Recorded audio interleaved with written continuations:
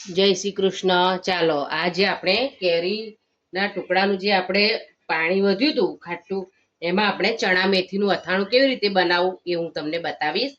એની માટે મેં એક નાની વાટકી ચણા લઈ લીધા છે, એક વાટકી મેથી લીધી છે. તમને એવું લાગે કે મારે ચણા વધારે ને મેથી ઓછી ઉમેરવી છે તો એક વાટકી ચણા ને અડધી વાટકી મેથી તમે લઈ શકો છો. પછી આપણે એમાં ક્રિસ્પી ટેસ્ટ માટે એક એક વાટકી સિંગદાણા પણ ઉમેરી લઈશું.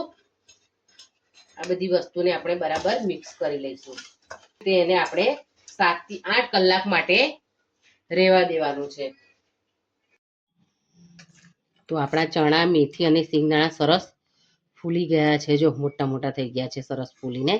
હવે આપણે એને કાણાવાળા બાઉલમાં આ રીતે નિતારી લઈશું. લઈને આપણે એને કોરા કોટનના કપડા ઉપર 30 મિનિટ માટે કોરા થવા દઈશું.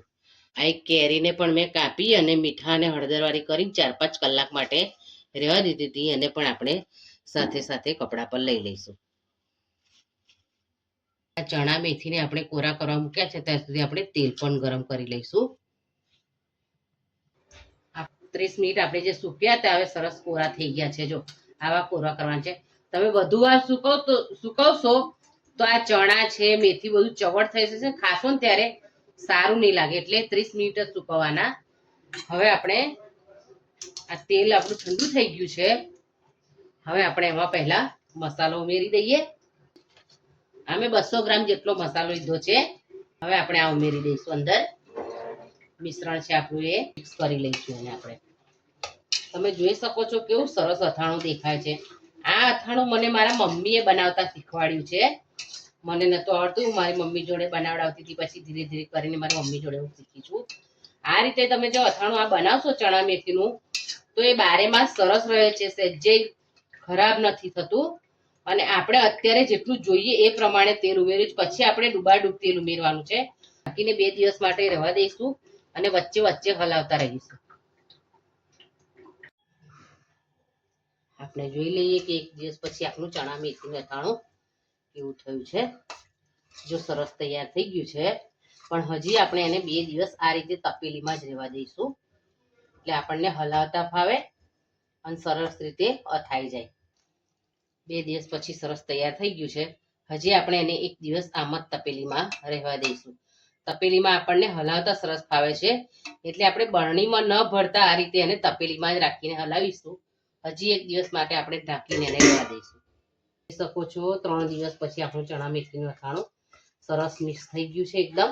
હવે આપણે એને દિવસ માટે રહેવા દઈશું કે આપણને હલાવતા ફાવે. એટલા માટે હજુ 1 દિવસ આપણે રવા દે અને પછી બરણીમાં ભરીશું. આપણે જોઈ લઈએ કે આપણા ચણા મેથીનું અથાણું તૈયાર થઈ ગયું છે કે નહીં. તો તમે જોઈ શકો છો કે આપણું અથાણું સરસ તૈયાર થઈ ગયું છે. જો હવે આપણે એને કાચની બરણીમાં ભરી લઈશું.